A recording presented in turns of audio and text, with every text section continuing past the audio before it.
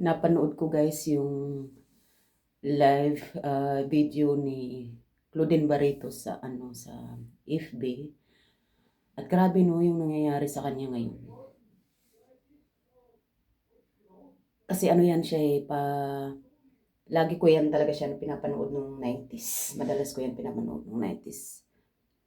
Gustong-gusto ko panoorin yung mga pelikula niya tsaka yung mga commercial niya. So pati na rin si Gretchen Barreto. Talagang pinapanood ko. Minsan naman din si Marjorie Barreto. Kaya grabe yung mga pinagdadaanan niya ngayon.